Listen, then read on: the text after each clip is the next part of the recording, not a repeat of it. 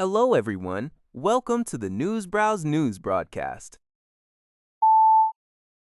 According to metro.co.uk, Finland has passed a landmark bill that lifts its long-standing ban on nuclear weapons in response to an increasingly unpredictable security environment and growing threats from Russia. The new legislation allows for the import, transport, supply, and possession of nuclear arms for national defense purposes, overturning the restrictions set by the country's 1987 Nuclear Energy Act. Defense Minister Antti Häkkänen noted that the previous ban created an awkward situation for Finland, which officially joined NATO in April 2023. Since NATO's collective defense model relies heavily on nuclear deterrence, this legislative change ensures that Finland is fully aligned with the alliance's defensive strategies. Although the law now permits nuclear weapons on Finnish soil, the government has clarified that it currently has no immediate plans to actually host them. This security reassessment comes amid heightened tensions with Russia. Reports indicate that Russia recently began constructing a new military base close to Finland's eastern border. By removing these legal barriers, Finland and its NATO allies are positioned to better deter potential Russian aggression along their shared 830-mile border. According to a report by the Liberty Times, the U.S. Senate Armed Services Committee has completed its review of the National Defense Authorization Act, NDAA, for fiscal year 2027. The draft introduces a significant restructuring of the Indo-Pacific Defense Framework. It renames the Taiwan Security Cooperation Initiative to the First Island Chain Security Cooperation Initiative, expanding its scope to include the Philippines. The revised initiative, extended through 2032, authorizes $1.5 billion to support defense cooperation with both nations as they face increasing pressure from China's territorial claims in the West Pacific. Furthermore, the FY 2027 NDAA authorizes the U.S. Department of Defense to establish a new War Reserve stockpile program for Taiwan. This program aims to pre-position ammunition, vehicles, and medical supplies to sustain defense capabilities in the event of a conflict. Additionally, the bill addresses the ongoing South China Sea disputes by requiring the Pentagon to draft a crisis management strategy to counter Chinese aggression. The U.S. remains committed to enhancing the military capabilities of Taiwan and the Philippines, two crucial strategic partners positioned on the front lines of regional security. According to Al Jazeera, Taiwan has accused Kenya of deporting two of its delegates on China's behalf. The academic scholars had traveled to Kenya to attend the Our Ocean Conference in Mombasa, an annual global event focused on ocean governance, marine conservation, and climate change.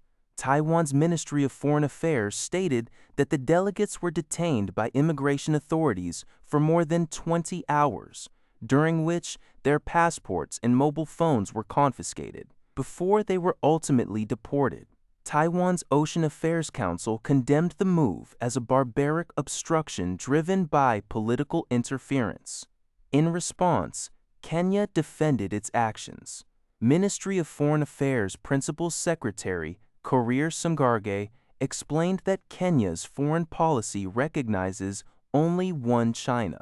He stated that anyone carrying a Taiwanese passport would lack proper documentation to enter the country and could not formally participate in a state-convened meeting. The dispute highlights the ongoing geopolitical tensions between Beijing and Taipei, as China continues to claim Taiwan as its territory and exert pressure on international hosts to limit Taiwan's participation in global forums. According to a report by Lianhe Zhaobao, the International Energy Agency, IEA, recently released its latest monthly oil market report. The report highlights that since the outbreak of conflicts in the Middle East, oil reserves in Organization for Economic Cooperation and Development, OECD countries have decreased by a cumulative 163 million barrels. This drop has brought reserves to their lowest level since December 1990, driven primarily by the accelerated release of emergency stocks. The IEA noted that following massive U.S. and Israeli airstrikes on Iran in February, global observable oil inventories fell significantly. However, a recent memorandum of understanding reached between the United States and Iran is seen as a crucial step toward easing regional tensions, potentially paving the way for the reopening of the Strait of Hormuz and lifting the U.S. blockade on Iranian oil. Looking ahead, the IEA forecasts a global supply deficit in 2026, followed by a substantial supply increase in 2027.